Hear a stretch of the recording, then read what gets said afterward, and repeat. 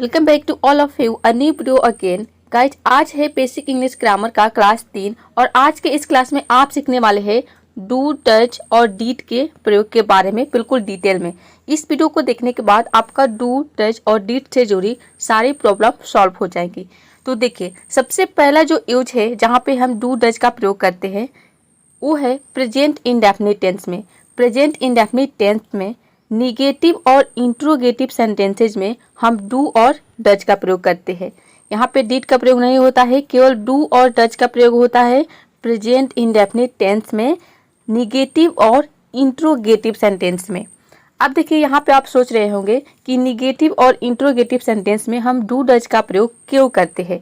तो देखिए, जब आप स्ट्रक्चर देखते हैं, जो सिंपल सेंटेंस होते हैं उसमें स्ट्रक्चर होता है सब्जेक्ट, उसके बाद आता है हेल्पिंग वर्ब, देन वर्ब आता है, उसके बाद ऑब्जेक्ट आता है।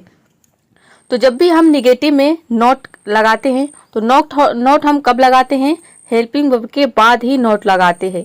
लेकिन जब आप वही दूसरी तरफ देखें तो जो प्रेजेंट इंडेफिनिट टेंस के जो निगेटिव पॉजिटिव सेंटेंस होते हैं उसमें क्या होता है कि वर्ब आता है, सबसे पहले सब्जेक्ट आता है, उसके बाद वर्ब आता है। इसमें हेल्पिंग वर्ब नहीं आता है, डायरेक्ट वर्ब आ जाता है और वर्ब के साथ हम एस या फिर ईएस लगाते हैं, उसके बाद ऑब्जेक्ट आता है। तो देखिए, यहाँ पे कोई हेल्पिंग वर्ब नहीं है, तो इसलिए हम यहाँ पे हेल्पिंग वर्ब के लिए डू और डच का प्रयोग करते हैं। तभी हम जो सेंटेंस है निगेटिव या फिर इंट्रोगेटिव उसके बाद नॉट लगा सकते हैं। फॉर एग्जाम्पल से अब यहाँ पे देखिए समझते हैं, शी इज कुकिंग फूड। अब यहाँ पे आप देख रहे हैं शी इज कुकिंग फूड, वो खाना बना रही है। यहाँ पे इज का प्रयोग आया है, हेल्पिंग वर्ब इज आया है और वर्ब हो गया यहाँ पे कुकिंग। तो इज के बाद यहाँ पे आप सिंपली लगा देंगे she is not cooking food, वो खाना नहीं बना रही है। तो यहाँ पे तो हेल्पिंग वर्ब आपका मिल गया। लेकिन वही दूसरी तरफ आप देखिए, शी कुक्स फूड, प्रेजेंट इंडेफिनिट का सेंटेंस है, यहाँ पे क्या वो खाना बनाती है। यहाँ पे आप देख रहे हैं कि डायरेक्ट वर्ब आ गया है और वर्ब के साथ यहाँ पे एस लगा है। तो आपने समझ लिया।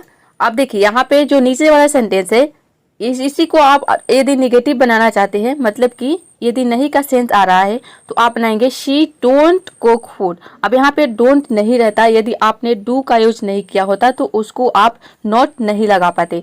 इसलिए जो निगेटिव सेंटेंस होते हैं प्रेजेंट इंडेफिनिट टेंस के, उसमें हम डू डच का प्रयोग करते हैं ताकि हमें हेल्पिंग वर्ब मिल सके और हेल्पिंग वर्ब के मदद से हम नॉट का प्रयोग कर सके, जिससे कि सेंटेंस हमारा निगेटिव और इंट्रोगेटिव बन पाए। अब देखिए, यहाँ पे इंट्रोगेटिव सेंटेंस में सबसे पहले आता है हेल्पिंग वर्ब, जिसमें क्या का सेंस होता है। तो हेल्पिंग वर्ब जब रहेगा तभी तो हम इंट्रोगेटिव सेंटेंस बनाएंगे।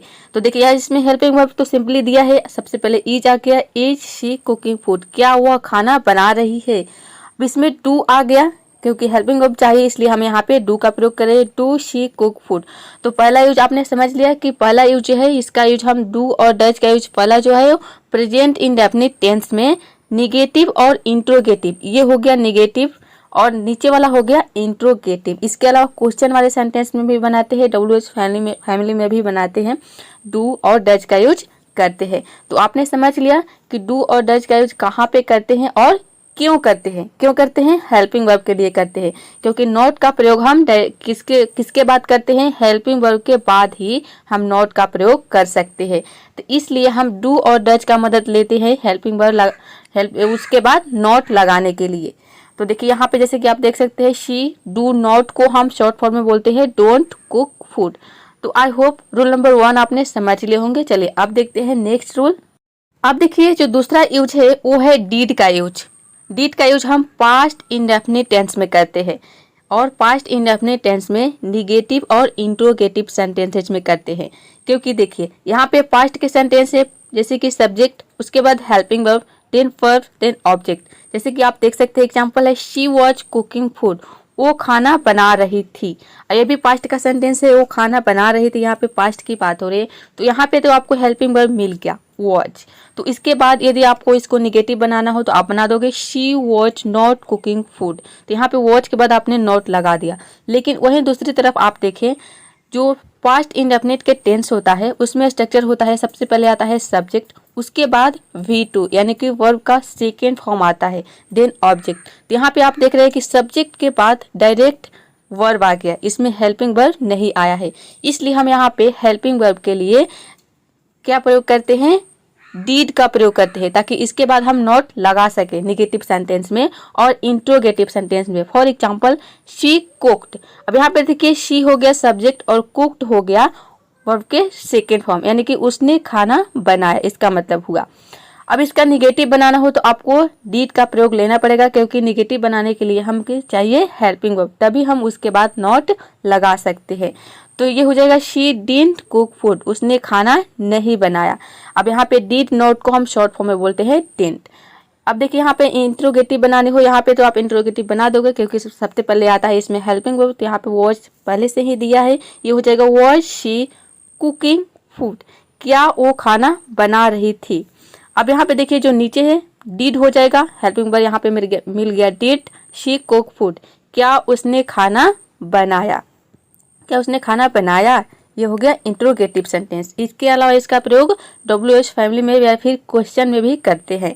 तो यहाँ तक ये आपने समझ लिया। इसके पहले आपने क्या देखा कि डू और डज का प्रयोग हम प्रेजेंट इंडेफिनिट टेंस में निगेटिव और इंट्रोगेटिव सेंटेंस में करते हैं, और डीड का प्रयोग जो दूसरा यूज है डीड का प्रयोग कहाँ पे करते हैं, पास्ट इंडेफिनिट टेंस में निगेटिव और इंट्रोगेटिव। और क्यों करते हैं, क्योंकि हेल्पिंग वर्ब इसमें नहीं होता है और हेल्पिंग वर्ब के बाद ही नॉट लगता है, तो इसके लिए हम यहाँ पे डीड का सहारा लेते हैं।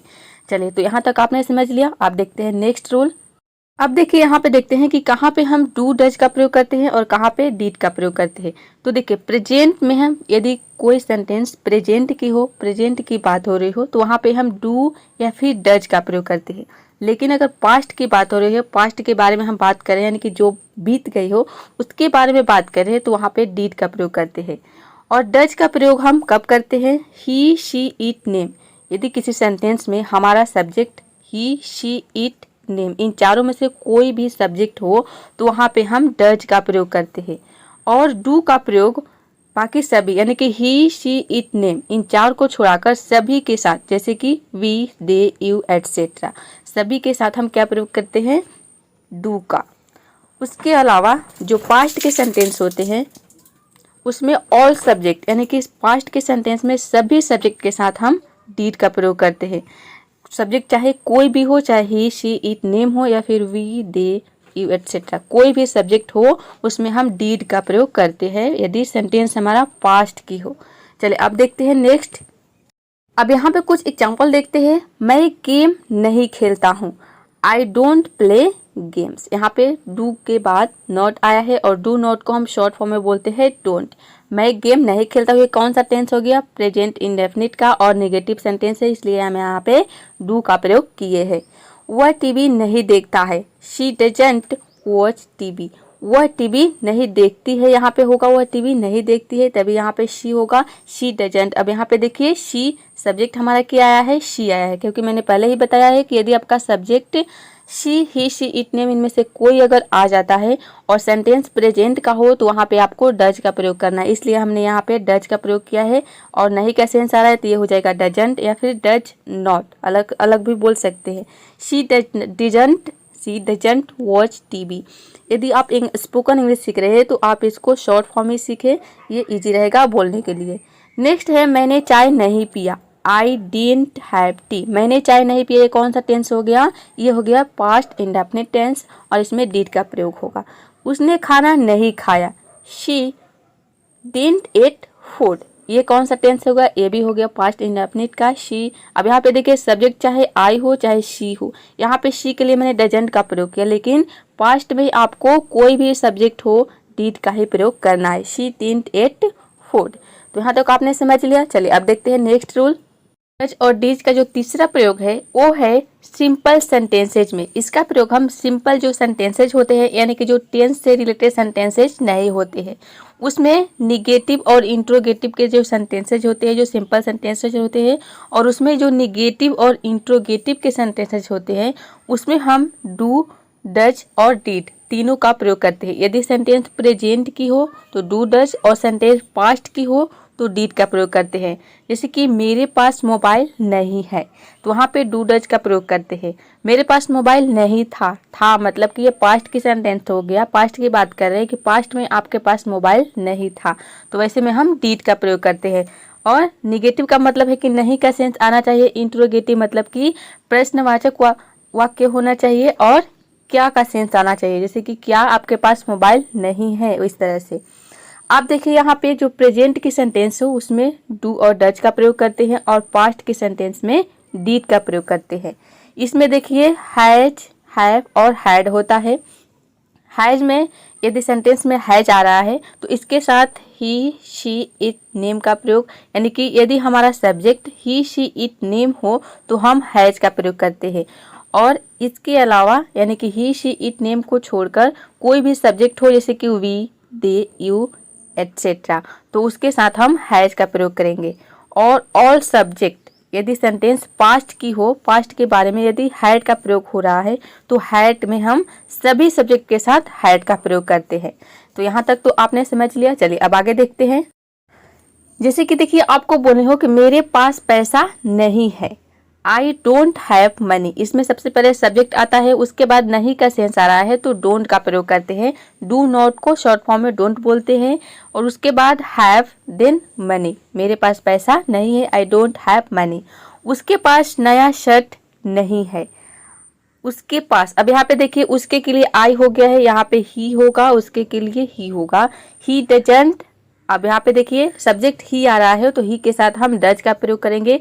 He doesn't have a new shirt, उसके पास एक नया शर्ट नहीं है। नेक्स्ट है मेरे पास पैसा नहीं था। अब देखिए यहाँ पे था, थे, थी आ रहा है, मतलब कि प्रेजेंट पास्ट की सेंटेंस है तो पास्ट में डिड का प्रयोग करेंगे। I didn't have money. उसके पास नया शर्ट नहीं था, यहाँ पे आई के जगह पे ही हो जाएगा, टाइपिंग जो है गलत हो गया है। तो he didn't have a new shirt. I mean didn't में कोई भी सब्जेक्ट हो हम डिडंट का ही प्रयोग करेंगे, चाहे कोई भी सब्जेक्ट हो, चाहे आई हो, ही हो, शी हो, कोई भी सब्जेक्ट हो, इसमें डिड का ही प्रयोग होता है। नॉट आ रहा है, नहीं का सेंस आ रहा है तो डिड नॉट हो जाएगा। Did I, he didn't have a new shirt, उसके पास एक नया शर्ट नहीं है, उसके पास एक नया शर्ट नहीं था। पास्ट की सेंटेंस है तो यहाँ पे नहीं था आएगा, मतलब कि पास्ट में उसके पास नया शर्ट नहीं था। अभी हो सकता है कि अभी उसके पास शर्ट हो। मान लीजिए कि आपका फ्रेंड है और आप अपने फ्रेंड के बारे में बोल रहे हैं कि उसके पास नया शर्ट नहीं था, यानी कि पहले नहीं था, लेकिन अभी हो सकता है कि उसके पास नया शर्ट हो। चलिए अब देखते हैं next use. Guys rule number 3 आपने तो समझ लिया कि कोई भी चीज आपके पास हो उसमें निगेटिव सेंटेंस बनानी हो तो वहाँ पे डीड, डू, डज और डीड का प्रयोग होता है। अब देखिए जो चौथा रूल है इसमें आता है पढ़ता ही तो था, यानी कि कोई काम करता ही तो था। इसमें हम जोड़ देते हैं पर पे, यानी कि मैं पढ़ता ही तो हूँ, मैं खेलता ही तो हूँ। और था का भी सेंस आता है, मैं पढ़ता ही तो था। तो देखिए जब पढ़ता ही तो हूँ मतलब कि ये प्रेजेंट की सेंटेंस है, प्रेजेंट में आप बोले हैं कि मैं पढ़ता ही तो हूँ, तो इसमें हम प्रेजेंट में डू और डज का प्रयोग करेंगे। और सेंटेंस अगर पास्ट के हो मतलब कि था, थे, थी आ रहा हो तो उसमें हम डीड का प्रयोग करेंगे। फॉर एग्जाम्पल जैसे कि देखिए आप सिंपल सेंटेंस बोलते हैं कि मैं पढ़ता हूँ, तो इसको आप बनाते हैं, ये कौन सा, ये टेंस का सेंटेंस हो गया, यानी कि प्रेजेंट इंडेफिनिट का हो गया। मैं पढ़ता हूँ, लास्ट में ताते थी आ रहा है, तो ये सिंपली आप बनाते हैं आई स्टडी। लेकिन आपको बोलनी हो कि मैं पढ़ता ही तो हूँ, तो यहाँ पे बनेगा आई डू स्टडी, यहाँ पे डू का प्रयोग होगा। नेक्स्ट है वो नहाती ही तो है। अब यहाँ पे देखिए सब्जेक्ट शी आया है तो शी के साथ हम डज का प्रयोग करेंगे। ये मैंने पहले भी बता दिया कि सब्जेक्ट हमारा यदि ही, शी, इट, नेम हो तो वहाँ पे हम डज का प्रयोग करते हैं और बाकी सभी सब्जेक्ट के साथ हम डू का प्रयोग करते हैं। चाहे कोई भी रूल हो, डू, डज, डीज का यही रूल फॉलो होता है सब्जेक्ट के साथ। देखिए वो नहाती ही तो है, she does a bath, she does take a bath, यहाँ पे होगा टेक अ बाथ का मतलब होता है नहाना, यहाँ पे अ बात नहीं होगा, यहाँ पे होगा take a bath. She does take a bath. मैं पढ़ता था, ये देखिए यहाँ पे पास्ट की सेंटेंस है, पास्ट के बारे में आप बोल रहे हैं। मैं सिंपल सेंटेंस जब बनाते हैं तो बोलते हैं मैं पढ़ता था, तो ये बनेगा आई स्टडीड। लेकिन आपको बोलेंगे कि मैं पढ़ता ही तो था, आई डिड स्टडी, यहाँ पे डिड लग जाएगा, आई डिड स्टडी। वो नहाती ही तो थी, she did take a bath. अब यहाँ पे आप देख रहे हैं नहाने के लिए होता है टेक अ बाथ, तो यहाँ पे भी हो जाएगा टेक अ बाथ, यहाँ पे अ बात नहीं होगा, यहाँ पे होगा टेक अ बाथ, ये इस तरह से हो जाएगा। वो नहाती ही तो थी, she did take a bath. तो इस तरह से जब आपको वर्ब पे जोर दे के बोलनी हो तो ये स्ट्रक्चर का यूज करेंगे, यानी कि आपको क्या करना है, डू का प्रयोग करना है। और यदि हमारा subject he she it name हो तो इसके साथ डज का, और सब्जेक्ट हमारा पास्ट हो, मतलब कि सेंटेंस हमारा पास्ट हो, पास्ट की हो, तो उसमें हम डीड का प्रयोग करेंगे। चलिए अब देखते हैं नेक्स्ट रूल।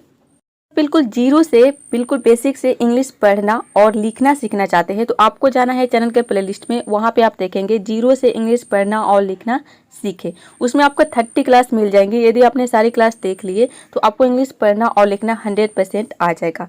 या फिर ऊपर आई बटन पर क्लिक करके आप उन सारी क्लास को देख सकते हैं। मैं ऊपर आई बटन में उसका लिंक दे दूँगी। अब देखिए यहाँ पे देखते हैं डीड का प्रयोग। डीड का प्रयोग हम करते हैं कोई काम करता ही रहा, यानी कि कोई काम लगातार आप करते ही रहे, तो वैसे सेंस में हम डीड का प्रयोग करते हैं। फॉर एग्जाम्पल, मैं टीवी देखता ही रहा, कि आप लगातार टीवी देखते ही रहे। आई डिड नथिंग, यहाँ पे नथिंग बट होगा, जैसे कि यहाँ पे आप देख रहे हैं आई डिड नथिंग बट, यहाँ पे मिसिंग हो गया है। I did nothing but watch TV. I did nothing का मतलब हुआ कि मैंने कुछ नहीं किया, बट लेकिन वॉच टीवी, यहाँ पे बट होगा, लेकिन वॉच टीवी, बट लेकिन टीवी देखता रहा। वो सोता ही रहा, ही डिड नथिंग, उसने कुछ नहीं किया, बट वो स्लीप, मतलब कि सोता रहा। तुम डांस करते ही रहे, you did nothing but dance. वो खेलता ही रहा, he did nothing but play. तो जब भी आपको इस तरह की सेंटेंस बोलनी हो तो वहाँ पे आपको क्या करना है, सबसे पहले लिखना है सब्जेक्ट, उसके बाद डिड नथिंग बट का यूज करना है, did nothing but, then verb के फर्स्ट फॉर्म। तो आई होप रूल नंबर 5 भी आपने समझ लिए होंगे। चलिए अब देखते हैं नेक्स्ट रूल। यहाँ पे देखते हैं डू का प्रयोग। डू का प्रयोग जो 6 है, यहाँ पे डू का प्रयोग हम करते हैं जरूर करना, यानी कि कोई काम जरूर करना का सेंस आ रहा है, तो वैसे में हम डू का प्रयोग करते हैं। फॉर एग्जाम्पल, कल जरूर आना, डू कम टुमारो, इसमें डू का यूज पहले होता है, डू कम टुमारो, डू के बाद आएगा वर्ब के फर्स्ट फॉर्म, देन ऑब्जेक्ट। कल जरूर आना, डू कम टुमारो। मुझे जरूर कॉल करना, डू कॉल मी, मुझे जरूर कॉल करना, डू कॉल मी। दूध जरूर पी लेना, do drink milk, do drink milk. आज स्कूल जरूर जाना, do go to school today, do go to school today. जब भी आपको इस तरह के सेंटेंस बोलनी हो, यानी कि जोर देके बोलनी हो कि कल जरूर आना, आज जरूर स्नान कर लेना, जरूर ब्रश कर लेना, तो इस तरह के सेंटेंस बनाने के लिए आप डू का प्रयोग करेंगे। सबसे पहले आपको डू लगा देना है, इसके बाद जो बात आपको कहनी हो तो वर्ब आएगा, तो वर्ब के लिए उसका फर्स्ट फॉर्म हो जाएगा, और कोई ऑब्जेक्ट हो तो ऑब्जेक्ट लगा देंगे, नहीं होगा तो नहीं लगाएंगे। तो आई होप ये भी रूल नंबर 6 भी आपको समझ में आ गए होंगे। तो गाइज, आज का ये वीडियो कैसा लगा कमेंट बॉक्स में जरूर बताइएगा, और वीडियो को लाइक शेयर, चैनल को सब्सक्राइब करना बिल्कुल मत भूलिएगा। तो मिलते हैं नेक्स्ट वीडियो में फिर किसी और नए टॉपिक के साथ।